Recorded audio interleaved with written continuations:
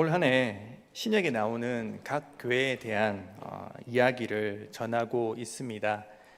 계속해서 신약 시대의 교회를 살펴보며 오늘 우리는 어떻게 살아가야 할지에 대해서 나누고자 합니다. 지난 시간 제가 전했던 설교에 대해서 내용 간략하게 한번 살펴보고 오늘 말씀을 전하겠습니다.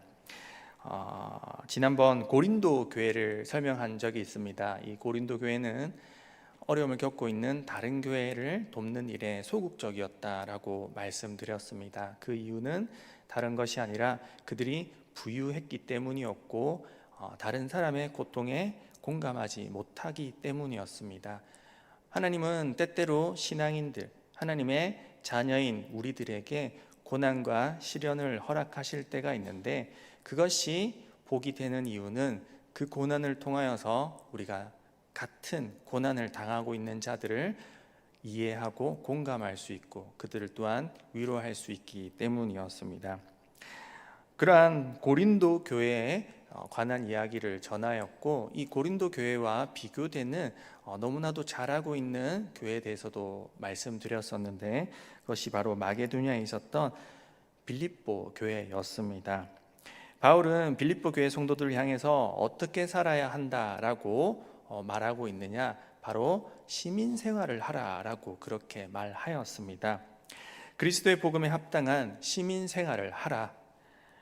로마의 시민권에 대한 자부심을 가지고 있던 이 빌립보 교인들, 거저 시민권을 얻은 그 빌립보 성의 빌립보 교인들에게는 시민생활을 하라라고 권면하였습니다. 각 지역별, 각 문화별, 각 교회별로 가장 이해하기 쉬운 형태로, 받아들이기 쉬운 형태로 복음을 전했던 사도 바울은 로마 시민권을 거저 얻었던 빌립보 교인들에게는 하나님의 복음에 관하여서 설명하면서 이 땅의 시민권을 가진 자가 아닌 천국 시민권을 가진 자로 살아야 함을 전하였습니다.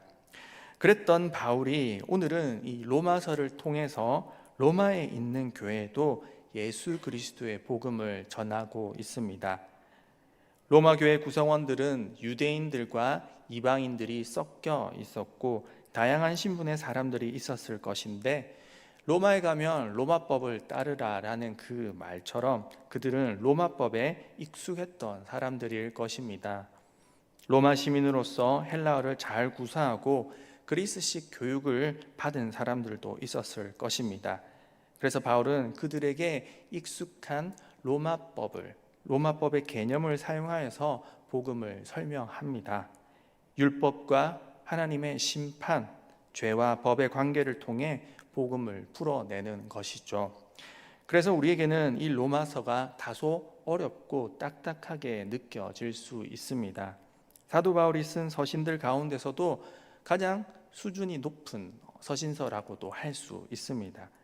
그러나 그럼에도 불구하고 그 안에는 복음의 핵심과 교리가 명확하게 드러나 있습니다. 그래서 로마서는 중세시대 교부들로부터 종교개혁자 루터, 그리고 지금에 이르기까지 수많은 사람들의 삶을 변화시켰던 말씀이었고 그들로 하여금 참된 복음을 받아들이게 만든 그런 서신입니다. 오늘은 바로 이러한 로마서를 통해 바울이 로마 교회에 전하고자 하는 메시지가 무엇이었는지, 하나님이 바울을 통해 성령의 감동하심을 통해 전달하고자 하신 뜻은 무엇이었는지 함께 살펴보고 우리의 삶에 또한 적용해 보고자 합니다. 먼저 본문 로마서 1장 1절과 7절은 이 로마서 서신의 서두 부분으로 바울의 다른 서신에서와 같이 편지를 쓴 사람이 누구인지, 그리고 무슨 내용에 관해 쓸 것인지, 세 번째로는 수신자와 그들에게 안부 인사를 하는 것으로 시작이 됩니다. 1장 1절에 여기서 바울은 스스로를 예수 그리스도의 종 바울 그리고 사도라고 소개하고 있는데요. 흥미로운 것은 그가 자신을 소개하는 순서입니다. 헬라어로는 이렇습니다. 예수 그리스도의 종 둘로스, 그리고 파울로스, 사도로 부르심을 받은, 사도는 아포스톨로스. 이 세 가지 순서로 소개를 하고 있는데요. 먼저 둘로스, 예수 그리스도의 종이라고 되어 있는 이 둘로스는 묶여 있다라는 뜻의 헬라어 데오에서 파생된 말로, 배 밑에, 그때 당시에 배 밑에 묶여서 노를 저어야만 했던 그런 노예들을 부르는 단어였습니다. 종 정도가 아니라 노예로서 가장 비참하고 가장 낮은 곳에 있었던 사람이었던 것이죠.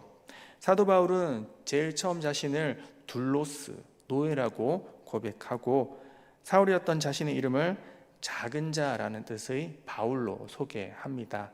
그리고 세 번째로서 비로소 아포스톨로스, 말 그대로 보냄을 받은 자라고 그렇게 소개합니다. 바울의 자신의 정체성이 잘 드러나는 부분인데요. 사실 그의 삶에서 그는 자랑할 것이 참으로 많은 사람이었습니다. 예수님에게는 많은 질책을 받곤 했지만 그때 당시 유대인들에게는 인정받았던 바리새인이었던 사람이었고, 바리새인 중에서도 유명한 랍비 가말리엘의 제자였습니다. 그 스스로도 또한 랍비였고요. 거기에 더해 로마의 시민권자이면서 예수님의 12 제자에게만 적용되어졌던 그 사도라는 호칭으로 불리워졌던 자입니다. 그러나 그는 그 모든 것을 다 내려놓고 그 자신을 제일 먼저 예수 그리스도의 둘로스, 노예라고 소개하고, 바울, 즉 가장 작은 자이며 사도, 부르심을 받은 자라고 소개하고 있습니다. 편지의 서두에 자신의 권위를 내세우는 것이 아닌 자신의 종된 모습을 소개하는 바울은 예수님을 믿고 난 후 완전히 변화된 삶을 살게 됩니다. 세상에서의 부귀영화, 그런 것들 다 포기하고 겸손하게 오직 자기 자신을 예수 그리스도의 종인 것을 자랑하는 새로운 피조물이 된 것입니다. 그런 그가 자신을 소개하고 난 후 2절부터 6절에 이르기까지 로마서 전체 내용을 요약하여서 설명하고 있습니다. 편지의 서두에 앞으로 전개해 나갈 그 모든 부분들을 다 압축하여서 그렇게 말하고 있습니다. 그래서 시간이 없다라면, 로마서가 어렵더라면 이 서두 부분 잘 파악하셔도 좋을 것 같습니다. 바로 로마서 1장 2절부터 4절까지의 말씀인데요. 제가 다시 한번 읽도록 하겠습니다. 이 복음은 하나님이 선지자들을 통하여 그의 아들에 관하여 성경에 미리 약속하신 것이라. 그의 아들에 관하여 말하면 육신으로는 다윗의 혈통에서 나셨고 성결의 영으로는 죽은 자들 가운데서 부활하사 능력으로 하나님의 아들로 선포되셨으니 곧 우리 주 예수 그리스도시니라. 아멘. 복음이 무엇이냐? 라는 질문에 우리는 한 단어, 6글자로 말할 수 있습니다. 무엇일까요? 예수 그리스도입니다. 오늘 2절과 4절 합해서 이 복음은 곧 우리 주 예수 그리스도시니라 라고 그렇게 증언하고 있습니다. 오늘 본문에서는 이 예수 그리스도를 육신으로는 다윗의 혈통이며 성결의 영으로는 죽은 자 가운데서 부활하신 하나님의 아들이다 라고 선포하고 있습니다. 그리고 이 복음은 거기에서 끝나지 않고 5절과 6절에 우리로 하여금 예수 그리스도의 것이 되게 하는 것까지 복음이다 라고 말씀하고 있습니다. 그래서 복음은 정확하게 말하자면 예수 그리스도 더하기 부르심을 받은 자들, 예수 그리스도의 몸된 우리 교회, 우리까지를 포함하는 것이죠. 20세기를 대표하는 신학자 칼 바르트는 복음을 하나님의 계시로 설명합니다. 계시란 아포칼립시스, 헬라어로 감추어진 것이 드러나다라는 그런 뜻을 가지고 있는데요. 하나님은 온 세상을 창조하시고 인간을 창조하신 후 사람에게 끊임없이 자신이 누구인지를 보여주셨습니다. 이것이 하나님의 계시이죠. 자연 만물 속에 드러나는 것을 우리는 자연 계시라고 부릅니다. 또한 하나님은 자신의 예언자를 통하여 하나님의 말씀으로 스스로를 계시하기도 하셨습니다. 그러나 유한한 존재인 인간은 무한한 존재인 하나님을 이해하고자 노력하지만 이는 쉽지 않았습니다. 하나님의 계신 말씀은 때때로 이해하기 힘들었고 때로는 인간의 한계로 인하여 하나님을 제대로 인식하기가 힘들었습니다. 그리하여 하나님은 스스로를 인간의 역사에 드러내시게 되는데 이것이 2000년 전 우리의 인간의 역사 가운데 하나님이 자신을 드러내신 바로 하나님의 계시 예수 그리스도입니다. 말씀으로 간접적으로 자신을 나타내신 하나님이 마침내 직접 계시로 자신을 드러낸 것이죠. 스스로를 인간의 역사 가운데 나타내신 것이 하나님의 직접 계시인 것입니다. 바로 복음인 예수 그리스도입니다. 이것은 요한복음 1장 14절에도 잘 요약되어 있습니다. 우리 같이 한 목소리로 읽도록 하겠습니다. 시작. 말씀이 육신이 되어 우리 가운데 거하심에 우리가 그의 영광을 보니 아버지의 독생자의 영광이요 은혜와 진리가 충만하더라. 아멘. 말씀이 육신이 되어 이 땅에 오신 하나님이 바로 예수 그리스도인 것이죠. 그래서 우리는 성경에 대해서 이렇게 설명하곤 합니다. 구약과 신약은 오실 메시아 그리고 이 땅에 오신 메시아, 다시 오실 메시아에 대한 간접 계시이고 하나님의 직접 계시는 바로 예수 그리스도, 이 예수 그리스도에 관하여서 쓴 것이 성경이다라고 우리가 그렇게 말을 합니다. 오늘 바울도 하나님의 계신 이 예수 그리스도를 잘 증거하고 있습니다. 간접 계시로서 로마서 1장 2절부터 6절은 이 복음으로서의 그분을 요약해서 설명하고 있습니다. 더 나아가 복음이란 예수 그리스도와 함께 부르심을 받은 자들이라고 말한 것처럼 뒤에 나오는 로마서 전체를 이것을 통하여서 설명하고 있습니다. 그리고 7절의 편지의 서두에서는 로마에 있는 유대인 그리스도인들과 헬라인 그리스도인들에게도 인사를 건네고 있습니다. 제가 읽겠습니다. 로마서 1장 7절의 말씀입니다. 로마에서 하나님의 사랑하심을 받고 성도로 부르심을 받은 모든 자에게 하나님 우리 아버지와 주 예수 그리스도로부터 은혜와 평강이 있기를 원하노라. 아멘. 7절 마지막에 여러분에게 은혜와 평강이 있기를 원하노라 라고 말하는데 여기서 평강은 히브리식 인사 샬롬을 헬라어로 에이레네라고 번역한 것이고 은혜는 헬라식 인사인 카리스, 말 그대로 은혜 혹은 선물, 자비로 번역되는 인사 말입니다. 유대인과 이방인들에게 동시에 전하는 인사인 것이죠. 그러면서 사도 바울은 8절부터 본격적으로 이 편지의 내용을 시작합니다.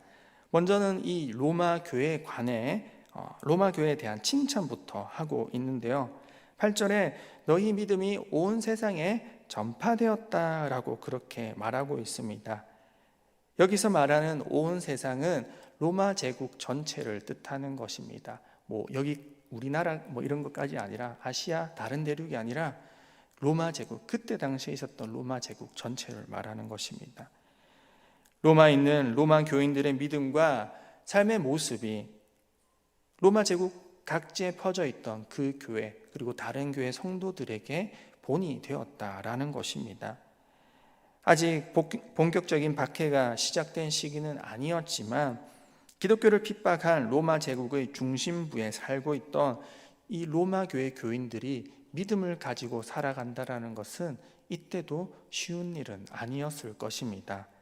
그러나 이 로마 교회 교인들은 그들의 삶으로 신앙을 고백했고 그들을 통하여서 예수 그리스도의 복음이 로마 제국 곳곳으로 퍼져나갈 수 있었습니다.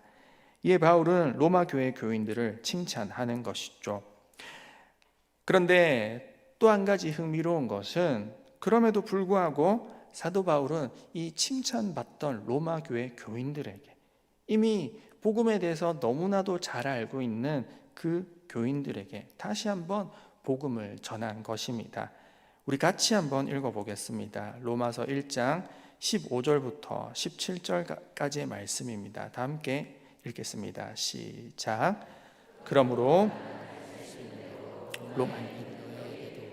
복음 전하기를 원하노라.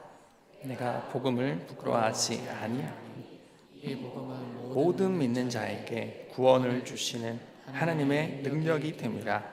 먼저는 유대인에게요 그리고 헬라인에게로다. 복음에는 하나님의 의가 나타나서 믿음으로 믿음에 이르게 하나니 기록된 바 오직 의인은 믿음으로 말미암아 살리라 함과 같으니라. 아멘. 15절에 보면 로마에 있는 너희에게도 복음 전하기를 원하노라 라고 그렇게 말합니다. 왜 이렇게 복음 전하기를 원했을까요? 그것도 복음을 받아들인 성도들에게, 앞에서는 칭찬을 했던, 너희가 너무 잘하고 있다라고 말했던 그 로마 교회 성도들에게 왜 복음 전하기를 원하였을까요? 오늘날로 치자면 교회를 잘 다니고 있는 여러분들에게 예수 믿으세요 라고 말하는 것과 같은 맥락일지도 모르겠습니다. 여러분, 그런 경험 해본 적 있으십니까? 길을 가다가 혹은 가만히 길에 앉아 있는데 누군가가 전도를 하는 경우, 혹은 그런 경우가 있었다라고 한번 생각해 본다면 보통은 그렇게 말할 것입니다. 저 교회 다닙니다. 그분이 복음에 대해서, 예수님에 대해서 설명하겠습니다 라고 하면 이렇게 말하겠죠. 저는 어디 교회 다니고 있습니다. 신영교회 다니고 있습니다. 혹은 제가 교회 집사입니다. 권사입니다. 장로님입니다. 혹은 제가 교회에서 어떤 일을 하고 있습니다 라고 그렇게 말을 할 수가 있겠죠. 저라면 그렇게 말을 할 겁니다. 아유, 고생 많으십니다. 저도 교인이고 목사입니다. 저는 예전에 아주 기분 나쁜 경험을 했던 적이 있습니다. 목회를 시작하기 전 교회 청년으로서 신앙생활을 할 때 신앙적으로 아주 힘들 때가 있었습니다. 신앙적으로는 올바르게 살지 못했던 그런 제가 자책하고 예배도 빠지면서, 교사였지만 주일날 빠지기도 했고, 여러 가지 교회의 부담스러운 직책들과 문제로 인하여서 힘든 상황 가운데 믿음이 좋은 분에게 상담을 받은 적이 있습니다. 그때 당시 한참이나 교회에서 열심히 섬기고 직책을 7, 8가지를 맡고 있었습니다. 아동부 교사, 성가대원, 찬양단 싱어, 영어예배부 방송팀, 청년회장, 청년연합회장, 교회 무슨 20주년 짧은 역사지만 역사서를 써야 된다 해서 제가 한다 해서 쓰고, 평신도 선교사로 선교단체에서 훈련받고, 그런 일들을 하던 제가 완전히 번아웃이 되어 있는 상태에서 제게 그분이 하셨던 말씀이 기억납니다. 한참을 듣고 있다가 제가 이런 일이 생겼습니다. 왜 교회에서는 왜 자꾸 이렇게 할까요? 막 그렇게 제 안에 있던 불만들을 막 토로하였는데 그분이 계속 듣고 있다가 마지막에 하신 말씀이 딱 한마디였습니다. 예수 믿으세요. 그토록 헌신하고 나름 평신도 임해도 평일 주말 상관없이 교일만 하던 저에게 전도하시더라고요. 그분이 예수 믿으세요. 그분의 대답은 상당히 불쾌했습니다. 위로나 좀 받자고 했던 그런 마음에서 했던 상담이 아주 기분 나쁜 채로 끝나고 말았습니다. 그토록 교회 일에 열심히던 저에게 복음을 전하는 것을 보고 말이죠.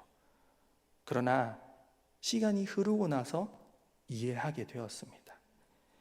복음을 위해서, 오직 그리스도만을 위해서 살아간다라고 자부했던 모습이 어느새 이 복음은 온데간데 없이 나의 의만 드러내고 수많은 사람들 앞에서 잘 믿는 교회 청년으로, 신실한 청년으로 나 자신의 가치를 평가받으려 했던 그런 교만한 교회 오빠의 모습이 되어버렸던 것이죠. 그래서 이 복음은 예수 그리스도를 잘 믿는다고 자부했던 저에게나 여러분 모두에게, 그리고 로마 교회 성도들에게도 모두 필요한 것입니다. 오늘날 우리는 어떻습니까? 오늘날 우리는 예수님을 믿는다라고 말하고 나의 신앙을 자랑하지만 정작 사도 바울이 자신을 소개했던 것처럼 낮아지지는 않습니다. 오히려 교만해지고 높아지려고만 합니다. 혹은 내가 이렇게 잘 믿고 예배 잘 드리는 그런 신앙생활을 하고 있다라고 생각하고 왜 저기는 그렇게 하지 않지? 라고 비교하곤 합니다. 사실 오늘 이 수요 기도에 나오시는 분들 정도라면 충분히 그런 자부심을 가져도 되는 분들일 겁니다. 하지만 그런 우리들에게도 사도 바울은 말하고 있습니다. 예수 믿으세요. 그리고 17절에는 복음에는 하나님의 의가 나타난다라고 또한 말하고 있습니다. 로마서 1장에는 이 하나님의 의에 대한 설명은 많지 않습니다. 2장부터 3장에는 이 하나님의 의에 대한 이야기를 심판과 율법으로 설명하고 있는데요. 로마에 살고 있는 로마 교회 교인들에게 본격적으로 설명하기 시작합니다. 그러나 이 서두인 1장에서도 그 내용은 짤막하지만 분명히 적혀 있습니다. 1장 1절에서 이미 그의 소개를 통해 이 복음에 대해 기록하고 있었고, 그것은 바로 예수 그리스도의 종 작은 자로 부르심을 받았다라는 것입니다. 복음이란 예수 그리스도를 통해 부르심을 받는 것이고, 그 복음을 통한 구원은 어떤 행위나 내가 얼마나 잘난 존재냐, 내가 무엇을 했느냐가 중요한 것이 아닌 오직 심판주이신 하나님의 뜻에 달려 있다라는 사실입니다. 이것을 기억하며 살아가는 저와 여러분의 삶의 모습이 되길 원합니다. 결론입니다. 로마 교회에 보내는 편지인 이 로마서를 통해 사도 바울은 자신이 가지고 있는 신학, 즉 복음에 대한 이야기를 아주 심도 있게 수준 있는 로마 교인들에게는 아주 수준 높게 설명하고 있습니다. 물론 그것은 성령 하나님이 그에게 주신 지혜로 가능한 것이었습니다. 그동안 다른 교회들에는 아주 단순하게 여러분 천국 시민 노릇 하십시오 라고 이야기를 하곤 했지만, 오늘 우리가 읽은 로마서에는 아주 방대한 내용을 핵심적으로 압축해서 설명합니다. 그래서 여전히 로마서는 우리에게 어렵게 다가오는 것일지도 모르겠습니다. 그러나 이 로마서의 내용을 통해 우리는 복음에 대해서 충분히 이해할 수 있게 됩니다. 그것은 바로 복음이란 예수 그리스도뿐만 아니라 부르심을 입은 자까지이고, 하나님의 의란 어떤 행위나 내가 얼마나 잘난 존재이냐가 아닌 오직 하나님의 뜻에 따라 이 예수 그리스도를 믿고 부르심을 받은 자들이 구원받는다라는 것입니다. 그러나 우리는 때때로 내가 얼마나 신앙생활을 잘하는지, 얼마나 직분이 높은지, 혹은 얼마나 신앙생활을 오래 하였는지로 나타내고자 합니다. 그것이 아닌 것을 알고는 있지만 알게 모르게 은근히 드러내곤 합니다. 로마서 2장과 3장에는 그래서 율법으로 자랑하는 자들에 대해서, 행위로 자랑하는 자들에 대해서 바울이 책망하고 있습니다. 나의 의를 드러내고 그것이 구원받는 길이냐, 구원받은 자의 모습이냐 행동하곤 합니다. 내가 잘나고 내가 뭐라도 되느냐, 내 말이 다 옳은 것처럼 행동하곤 합니다. 그러나 사도 바울이 보여준 것은 세상에서 잘 나가고 랍비이고 로마 시민권자이고 예수님의 사도로서 그렇게 잘 나가는 모습만이 아니라 종으로서, 둘로스로서 가장 작은 자임을 드러내는 것입니다. 이것이 바로 믿는 자들의 진정한 신앙생활인 것입니다. 오늘 우리는 어떻습니까? 이 말씀을 들으며 혹 다른 누군가를 떠올리진 않았습니까? 그러나 이 말씀은 여기 있는 저와 우리 모두에게 주어지는 말씀입니다. 이 말씀에서 자유로울 수 없습니다. 조금만 신경을 안 쓰면 어느새 내 잘난 맛에 살고 나는 그런 우리의 모습을 복원합니다.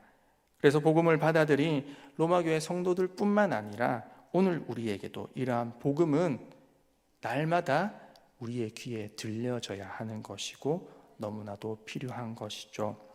우리 옆에 분과 이렇게 인사를 나누어 보았으면 좋겠습니다. 예수 믿으세요.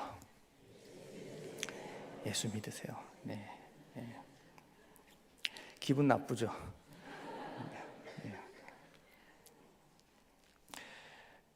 그러나 하나님의 뜻 가운데 날마다 복음이 우리 삶에 선포되어짐으로 부르심을 받은 자로서 겸손하게 더욱 낮아짐으로 자신의 의를 드러내는 삶이 아닌 하나님의 의를 믿고 따라 사는 저와 여러분의 삶이 되길 원합니다. 또한 세상 가운데서 승리하며 예수 그리스도의 복음을 증거하는 그런 복되고 아름다운 삶을 살아가는 우리 모든 신영교회 성도님들 되시기를 간절히 바라고 소원합니다. 기도드리겠습니다. 하나님 아버지, 오늘 로마서 1장 편지 서두를 통하여서 복음이란 무엇인지에 대해서 듣게 되었습니다. 복음이란 예수 그리스도와 함께 그의 몸된 지체로 부르심을 받은 우리의 모습이다라는 것을 듣게 되었습니다. 그런 우리들 잘난 것 하나도 없고 주님께 선택받은 이유는 그저 부족하기 때문이고 연약하기 때문임에도 불구하고 저희들은 날마다 그것을 잊고 처음 주님을 만났던 그때의 모습은 온데간데 없고 그저 불평불만에 혹은 교만한 모습으로 그렇게 살아갈 때가 있었습니다. 주님, 그러한 모습들이 있었더라면 용서해 주시고 오늘 우리에게 다시금 복음이 들려져서 우리의 삶이 다시금 그 원래 자리로 돌아갈 수 있도록 주님, 날마다 우리를 말씀을 통하여서 연단시키고 말씀으로 우리가 그 자리로 돌아갈 수 있도록 인도하여 주시옵소서. 감사드립니다. 예수님 이름으로 기도드립니다. 아멘.